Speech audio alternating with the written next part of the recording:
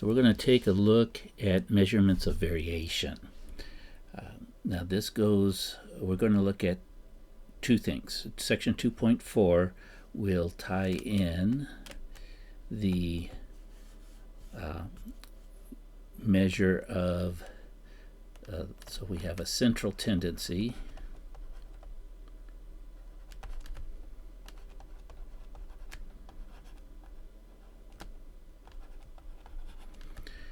which uses, we have three ways of measuring, right? Mean, median, and mode.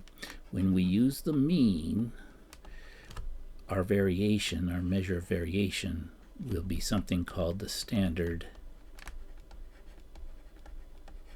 deviation.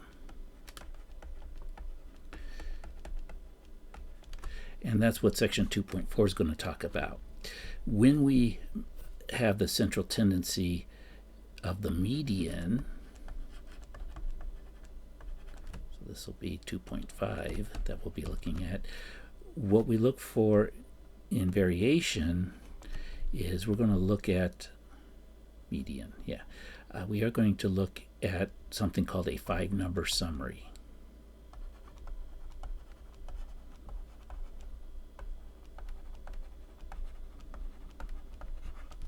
We'll see how that works. We're going to use our calculators to do this, and we're also going to see how it's done manually, but our calculators will give us these values. What we want to work at is understanding what these various numbers mean, what they tell us about the data itself.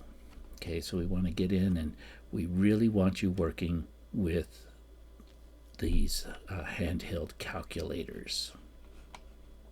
Okay, so we're going to take a look at an example first. We have a testing lab, wants to do 2 experimental brands of outdoor paint, see how long each one will last before fading. So they make 6 gallons of each type of paint, and so we see them here. So there's 1, 2, 3, 4, 5, 6 different gallons of each brand, so a total of 12, and different chemical agents are added to each group, and only 6 cans are involved. They're going to call these 2 groups constitute 2 small populations, so they're viewing them as populations, not samples. So we're going to do these calculations with populations. We will see when we do the standard deviation, there are it depends upon whether we're working with a population or a sample. So we'll see the difference between those, but we're going to start off with this calculation being for a population. Okay, so if we want to get the values for brand A and brand B, we're going to use the calculator to come up with the values from the data that's given. Okay, so the first step we're going to take is to put this data into the calculator. Move this over a little bit. So I'm going to hit my stat button, and what you'll see is the key press history will be down here. So I hit stat, you can see the button I pressed, it's red here. We're going to edit, that's where we put in the data. So I'm just going to hit enter. I've already got it in here. I'm going to re-put it in here, but if you have some leftover data from something else, if you arrow up to the title L1, which is list 1, if you hit clear and enter, you have now cleared off your list. Let me do that for L2 as well. We'll do clear and enter. I just want to show you how quick it is to put in these data. So brand A, we'll just do 10, 60. We'll just list it here. So 10, enter. 60, enter. 50, enter. 30, oops, I don't need that key. 30, enter. Where are we? 40, enter, and 20, enter. And then come back and let's check our data that we put in real quick, because if we made any errors in our entry, we will get errors in our answers. We're going to do at the same time, we're going to put brand B into list 2. And so we can, once we've got our inputs done, we can just analyze the data as is. 30, 35, 40, enter, and 25. And again, we've got our 6 pieces of data. Do a quick review that it's all entered in correctly. It appears to be good to me, but sometimes I miss it. I'm going to clear out all these key presses so you can kind of follow along what we're going to be doing next. Okay, so our data has been entered. Now to analyze it, we'll hit the stat button again. So stat. So we'll come back here. Now we want to do calc. We want to calculate some things. We want to do one variable statistics. So I'm going to hit enter. Now I have this set up. Some of you may have a slightly different operating system. I found a way I can go back and forth. But if you have this standard, or this one, what you want to do is when it comes up to this point, you want to tell it what list you want one variable statistics. Now, if you don't put anything, it will default to list 1. So if we want to use list 1, you could just hit enter, or notice list 1 is down here under number 1. So we will go second, the 1 button, which is also L1. And so we're doing one variable stats for L1. Hit enter. Now we've got our values. We've got the mean. The first number here is x bar, which is a sample mean technically, but since the calculation for the sample mean and the population mean are exactly the same, we could say, yeah, the population mean is actually going to be the same. It's going to be 35. Okay, and then we want the standard deviation as well, and this time we want the standard deviation for the population, because we're dealing with a population. That is this number here. So there are 2 standard deviations. This first one, S little x, is the sample standard deviation, so S for sample, and this sigma, which is a Greek letter, is for the population. So we have our standard deviation of 17 point, we'll do it to 2 decimal places, 0.8. So I rounded it up. This last 7 gets rounded up to there.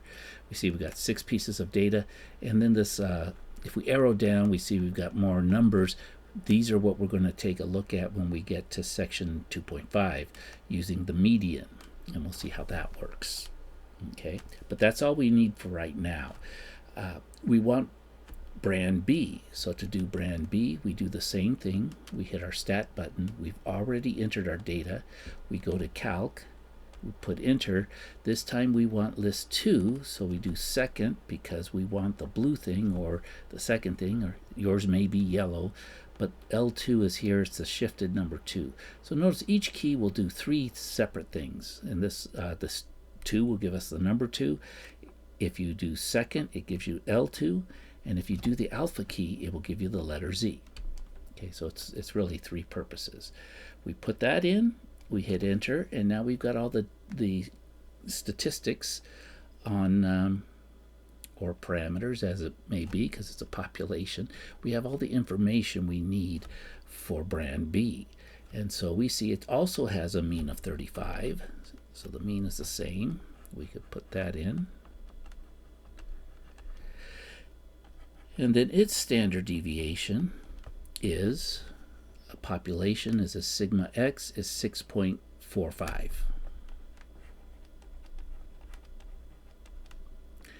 And so what a standard deviation is a way of thinking is it's the spread of the data from the mean. So what we want to think of is it's, for brand A, on average, we've got 35, plus we add this 17.08. 35 plus 17.08 is going to be about 52.08, and then you could subtract it.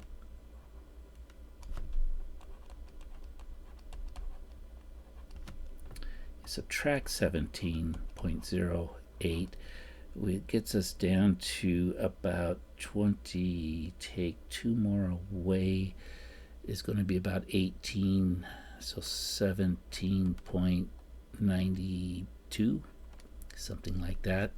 And so that's kind of the spread of the data, right? A little bit more, but just if we look at one standard deviation above to one standard deviation below, this is kind of the picture we get of the data. We're going to see we can actually go 2 standard deviations below to get most of everything. Brand B has a mean of 35, but its data is only adding 6.45. This is our standard deviation. This is how far away, sort of on average, the data is. So 35 plus 6.45 gets us to 41.45. And when we subtract it, let's see if I do this right, it gets us down to 30, so that'd be 29. That would be 28 point, is that 5, I believe?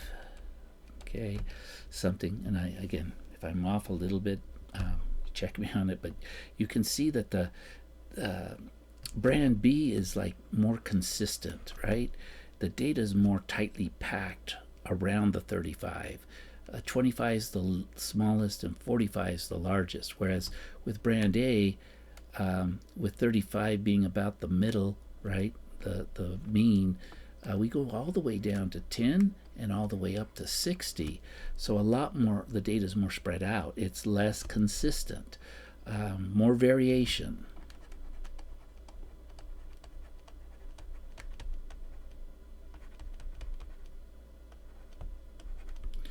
Brand B is more consistent with less variation. And we'll see we end up using these kind of numbers as we go through to do things. When we're doing things with the standard deviation and the mean, the graphical way we'd like to look at it is with a histogram. And we can actually draw both those histograms, and I'll show you how to do that. Second stat plot. Actually, I've already got them turned on. Usually they're turned off, but I'm going to hit enter for stat plot 1. It's on. What I want to do is I want to do a histogram, and it's going to be in blue. Now, if you don't have the color version, this may not be as exciting because, as you're going to see, they're kind of graphed on top of each other. List 1 is what we're going to do for plot 1. So we've got all that. And then I'm going to go, and so it's all ready to go. Second stat plot, I want plot 2 to be turned on, which it is. And except I don't want, we're going to do this later, the 5-number summary. I want the histogram, which is this one. And notice I'm going to use list 2 for my data. And again, if it wasn't there, you just do second list 2, and now we're going to use list 2 there. And I've got mine as red. What we're going to do to see these graphs is we're going to hit the zoom button, and we're going to do zoom stat, which is number 9. So I hit 9, and I get these graphs on top of each other. Now you can kind of see if these were not colored, mine, the red versus the blue, this would be very hard to see what's going on. But you can hit the trace button, and we can see when we're on the blue one, we had 2 numbers that are between 10 and 22.5. We've got one that's 22.5 to 35. So you can kind of see with an average, the mean of 35, which is kind of like right in here, it's really spread out. Whereas the red data, and if I hit either the down or the up arrow, I end up on the red. There's nothing here. And then I've got 2 pieces of data there and 4 pieces there. So you see it's very tightly, and then no data and no data. So the red is just this area here in the middle, these two bars, whereas the blue has 1, 2, 3, 4, 5, more spread out.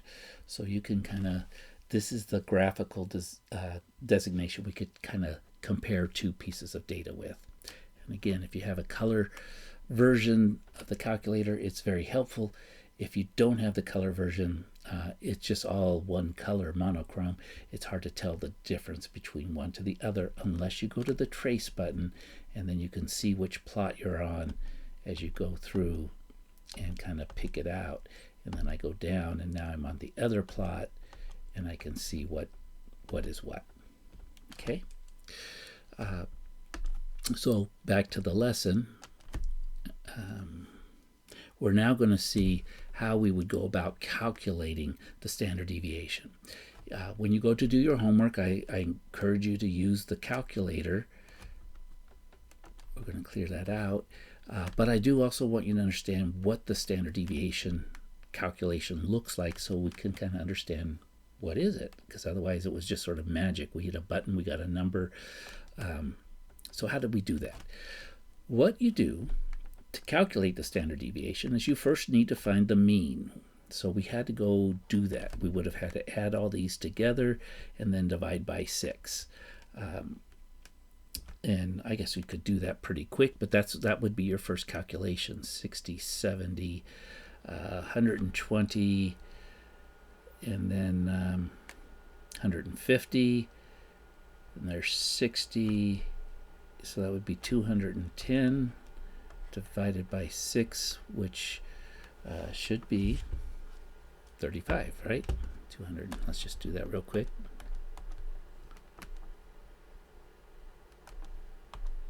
Good. Yeah, it worked out. So that gave us our mean. And then what we're going to do is we're going to take each piece of data and we're going to subtract the mean. So we'll take 10 minus that 35, which we calculated. We're going to take 60 minus 35. And I guess we could do it as we go. This is going to give us a negative 25. This gives us a positive 25. 50 minus 35 is going to give us positive 15.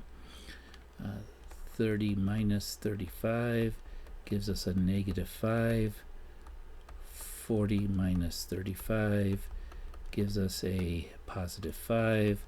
And 20 minus 35 gives us a negative 15. And so if we were to stop here, these are the deviations, right? Deviations from the mean, from the 35. However, if we were to add these to try to get sort of an average deviation, the problem you'll see is you got a negative 25 and a positive 25. That's 0. Positive 15 and a negative 15. That's 0. Negative 5 and a positive 5. So when you add all these together, you always will get 0.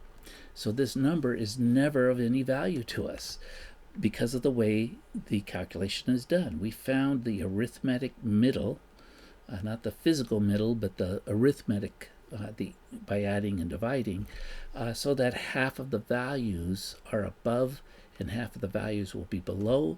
So you'll get half of the values to be positive, half of the values to be negative, and you'll always get 0. So what somebody decided to do was, well, let's try to do some mathematical manipulations and see if this works. What if we were to square each of these numbers? Then they would all be positive, and when you add them together, you will get something other than 0. So let's take negative 25 and let's square it. And we're going to get 625. Take positive 25 and let's square that one. And we get 625. And 15, and we'll square it. And we get 225.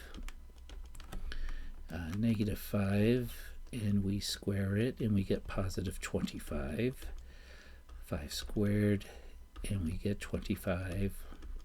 And negative 15, we square it, and we get 225. 225. We're going to add these together, and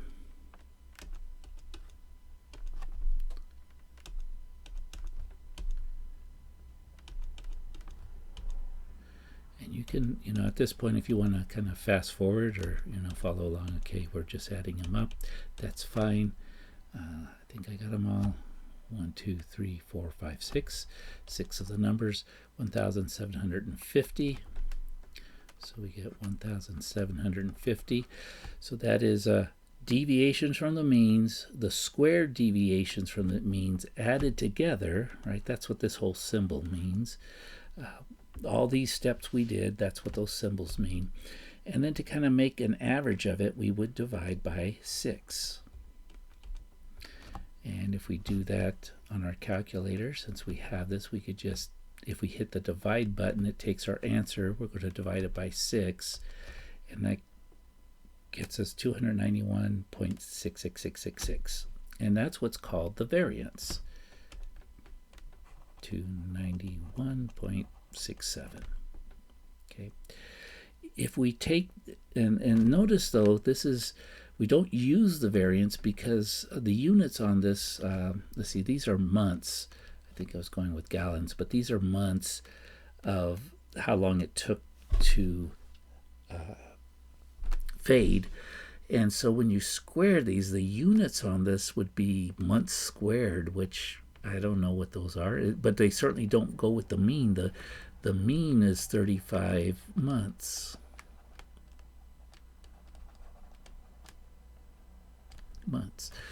And so variation is months squared. So I don't, so unit we can't really use. So what we want to do is we want to get it back to months. So how could we do that? Well, let's take its square root. So the standard deviation, what we end up using is we just take that variance. And for me, the variance really is always a halfway step. Although in more advanced statistics, you'll find uses for the variance down the road if you ever get there. So we're going to take 291.666, and one easy way to do this is on here. Notice on this negative sign here, that's also, if you do the shift, it's an answer. So what you can do is we want the square root, which is right above the x squared. It's a shifted key here. So I'm going to go second square root, and then I'm going to go second answer, which is this negative sign. And notice it's going to take the square root of the answer, so I don't have to re-enter it. And we get our 17.08, which we had on the previous, the calculator did for us. Okay, if we go back a slide, 17.08, that's that number we got here. We could do the same thing for brand B. We go through manually, we would see we would get this same value as well. Okay, and I have a slide set up for it, but I also want to progress on using the calculator to go through things, because what you see is that this is a tedious calculation to do. There are several steps where a little error could put us off. So again, for future, I want you to use the calculator to get these values, the standard deviations and the mean. But I want you also to understand how they're coming and what they mean, because that will help you understand that the standard deviation refers to sort of the spread, the mean, and then you've got this spread both above and below. Okay, and we'll see as we work through more of them. Variation in itself, though, notice here both these ones seem to have, if you were to get the mean for these starting salary in dollars, both of them appear to have a mean of about 53.5, somewhere in there. It may not, but they seem to have about the same mean. But Corporation A has less spread, right? If you think of getting an average salary of 53.5, 53,500, in Corporation A, you're going to be pretty close to that. Corporation B, there are salaries much lower, but there's also some much higher. So variation can be a good thing or a bad thing. It just depends on what you're expecting. Sometimes when we hear average, we think that's what we're going to expect to get, but we need to know the standard deviation. We need to know the variation to know how likely it is to be either at the mean or above or below the mean. Okay, so Corporation B, the standard deviation, and I'll just do it as SD, is going to be, in relation to A, is going to be bigger. It's going to be a bigger number, right? Because there's bigger variation, larger variation. Standard deviation for Corporation A is going to be smaller in comparison, right? Because there is less variation. So what is being measured? Standard deviation measures the variation of the data set around the mean in reference to the mean, above and below. If the standard deviation is 0, that means the data set has no variation. Everything is the same value. And as we have values further from the mean, then the standard deviation is going to increase. Okay. Now, I mentioned that sometimes there's a difference between the calculation for the population and if we had a sample, and I'm going to show you that. So this is what we did for the population, right? The variance, which is sigma squared, we took the squareds, the difference of the deviations, and we squared them and added them together, divided by n. We took that square root to get the population standard deviation. With the sample, and this is only through sort of statistical research, remember the sample came from the population, so we want to be able to make inferences from this sample back to the population. Well, the calculation changes a little bit. Instead of dividing by just n, the number of pieces of data, we divide by one less. So in that last example, we did the population, right? We divided by 6 because there was 6 pieces of data. Had that been a sample, we would have taken that same value, but we would have divided by 5. We're dividing by a smaller number, so the sample standard deviation is always going to be a little bit larger. And then again, when we get to the standard, this gives us variance, and sample standard deviation is after we take the square root of it. Again, when we go to the calculator, it's going to give us those values.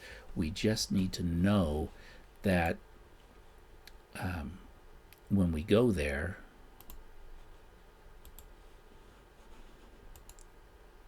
and again, we can either use L1 or L2. Let's go to L1, list 1. That is going to give us both the standard deviation of the sample and the standard deviation of the population. So the one with the S is for the sample, and it's larger than the one for the population. So you want to be able to spot those two things. And this is why. And it's because we want to be able to take that sample standard deviation and infer it to the population. And if we do these calculations, we need to. Okay. What I'm going to show you is here we've got 3 lists, and 1, 2, 3, 4, 5, 6, 7, 8, 9, 10. If we had 30 pieces of data, that is about where the sample standard deviation and the population standard deviation get to be almost the same. And we're going to do this just real quickly, showing we can just enter these in and do a quick calculation. Okay, so let's go through this. I'm going to put my data here. I'm going to go back to stat, and I need to edit. I need to put in this data. I'm going to put it in over here in list 3 so we can kind of keep things going. So I just need to enter in 42, 14, 46, and you can do these in any order. I'm going to kind of go across the top and down and just enter these in rather quickly, and I'll show you how 50. Maybe I shouldn't try to talk and enter at the same time. That even with large sets of data, this does not take too long to enter numbers in. And we just, if we're careful how we enter numbers and we sort of double check as we're going, we're going to be able to get these right. But if we had to do the standard deviation calculation by hand on this, that's a lot of numbers to interact with, a lot of places to potentially make an error. And again, you can watch me, and you will probably catch any error I might make before I do, because I'm just trying to get there. Let's see, 42, 35, 72. Okay, and I know I'm down to the 31, so I know I put in 30 numbers. That's good.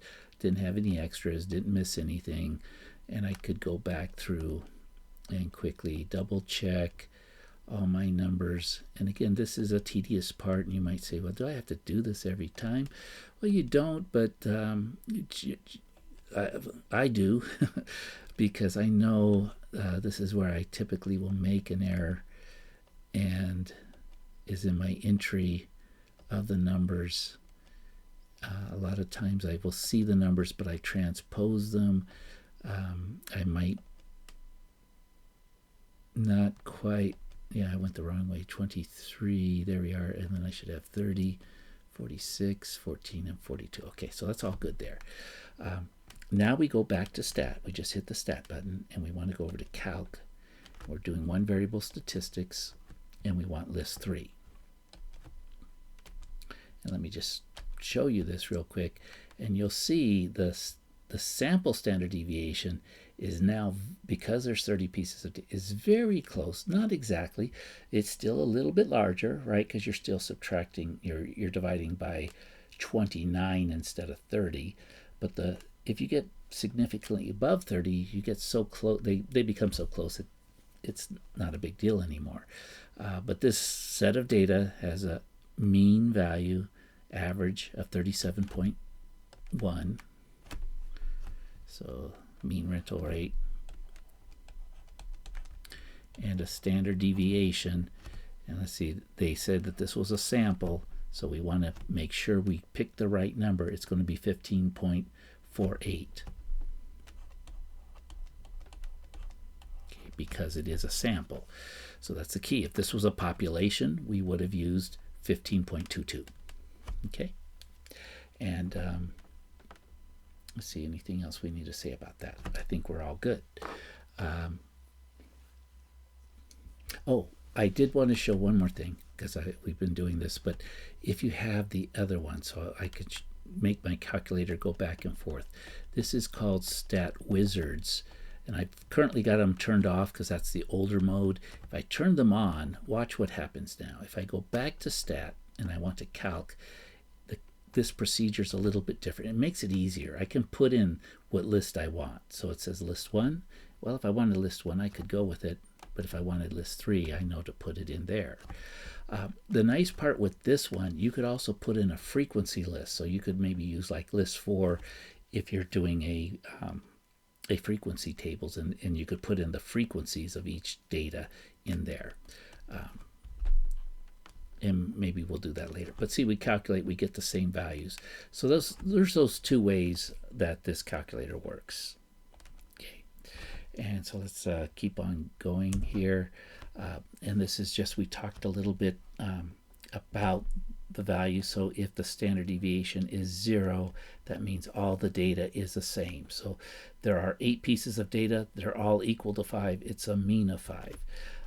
So what it's showing you is that just knowing the mean alone is not necessarily going to tell you what the data looks like, right? Each of these have a mean of 5, but they are different sets of data.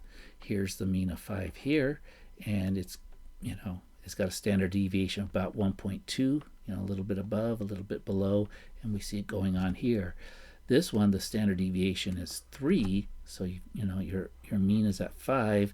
If you add 3, you get to 8. If you subtract 3, you get to 2, and you can kind of see the way the data is spread out there is telling us. So the larger the standard deviation is, the more spread out the data. Okay, so we'll get to this little portion on interpreting what the standard deviation means, and using an empirical rule for data that is symmetric. So it's kind of one of the ones we're going to move into fairly quickly. So bell-shaped distributions, and we'll look at the picture, the histogram of it, but we'll find that within 1 standard deviation we get about 68%. Within 2 standard deviations we get about 95%. And within 3 standard deviations, we're at 99.7. So whenever you see a question that's asking about the empirical rule, it's going to involve one of these 3 numbers, or possibly half of one of these numbers as we go through things. So here is what a bell-shaped curve looks like, histogram of a symmetric distribution. The mean is here in the middle, and you can add 1 standard deviation, subtract 1 standard deviation. Add 2 standard deviations, subtract 2 standard deviations. Add 3 standard deviations, subtract 3 standard deviations. And the relationship of the percentage, so this is like a relative frequency, right? Over here would be percentages, relative frequency. You get 68% of your data within 1 standard deviation, so that's 1 below to 1 above. You get 95% within 2 standard deviations, again 2 below to 2 above. And you can see, since it is symmetric, each of these numbers, if you divide them in half, that's how they got the 34 and the 34. And then half of 95 is going to be, so going from the middle down, you're going to get half of 95 would be 47.5%, right? And subtract off the 34, that leaves 13.5. And then 3 standard deviations out, you get your 99.7. And again, you could do the math. Take half of that, subtract off the 34, subtract off the 13.5. What's left would be the 2.35 out here. Okay. So we're going to use this empirical rule to take a look at this situation. Have National Center for Health Statistics. A sample mean height of women. Sample mean height of women is 64.1 inches, about 5 foot 4 inches, with a sample standard deviation of 2.6 inches. Estimate the percent of the women whose heights are between 58.9 and 64.1. So again, what we do with this is we sort of just draw our picture. We're making an assumption that it's that bell-shaped curve. The mean is here in the middle, so that's 64.1. That's what was given to us here. We're told we've got a standard deviation of 2.6, so we could go 2.6 this way, and we'd have, or 2.6 this way, right? 2.6, 2.6. We're going to add here, we're going to subtract here. And we want to estimate the percent of women whose heights are between 58.9, which, down here, and 64.1, which is the mean. So this bottom half, how many standard deviations is that? Well, let's do that. Again, multiple ways you could do this, but we could take 64.1, and let's subtract off 2.6. Because we know we're going below the mean. Oh, that would get us to 61. So that must be, so 1 standard deviation below here is 61.5. If we subtract another standard deviation, so just go minus 2.6, there's our number, 58.9. So this is 2 standard deviations. So we'll do this and another little standard. So this is 2 standard deviations. So we want how much area is in this half. Well, we know from 2 below, so this would be -2 standard deviations, to 2 above, we get 95%. If you divide that in half, you get 47.5%. Okay, so that's kind of how we can use that empirical rule. And they show us down here, build it up. They broke up these half points, and I don't know if I can't remember those, so but I can remember 68, 95, and 99.7. Those I will remember, and then I could take, since we're 2 below, I would just take half of 95 and do the calculation, rather than try to remember these decimals here. Okay, but yeah, you get that 47.5 if you add those two together. 47.5%. Okay, one last item for this section is Chebyshev's theorem. This will apply not to symmetrical, well, it applies to symmetrical, but actually it applies to any data set. So the portion of any data set within case standard deviations, because of the way the calculation was, it doesn't have to be symmetric. It works for a lot of different things. It's going to be 1 minus 1 over the number of standard deviations squared. So what does that work? Well, if k is 2 standard deviations, so we're going again from the mean, we would add 2 standard deviations above to 2 standard deviations below. And I'm using the population one, we could use S. That what this is saying is that we would get 75% of the data is guaranteed to be between here, regardless of the shape of the distribution. Now we know if it was symmetric, we get 95%. And notice this is saying just at least this much, which 95% is at least 75%. Okay. If we wanted 3 standard deviations, 3 above to 3 below, we use this Chebyshev's rule, and so we're taking 1 minus 1 over 3 squared. That gives us 8/9, or about, if you 8 divided by 9 is 88.9% of the data within 3 standard deviations. And again, if it's symmetric, remember the symmetric one was 99.7, which is at least 88.9, so that works. But this also works for various other shapes of data. So where do we use that? Here's an example. So we've got 16 pieces of data in a sample, and the sample is doing mean number of pets per household. On average, how many pets does a household have? Well, it has 2, and the standard deviation is 1 pet. So we could think of that. Average is 2. We could subtract 1, and we could add 1, and that would be 1 standard deviation. We could add 1 more, that's 2 standard deviations. We could subtract 1 more, and that's 0. We can't subtract much more because you can't have negative pets. But the question is determine at least how many of the households have 0 to 4 pets. 0 to 4, well, that's 2 standard deviations.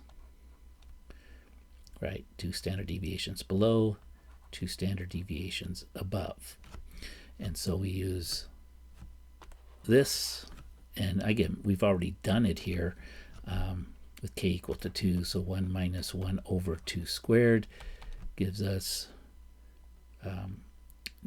getting common denominators, right? This is going to be 1/4. What's 1 with the common denominator 4? Well, that's 4 over 4. So that would be 3/4. 3 divided by 4 is 0.75. So that gives you 75%. Okay, using Chebyshev's theorem. It gives us another way to look at things. And then we'll get into section 2.5 next. All right, but we'll stop here for right now. Thanks.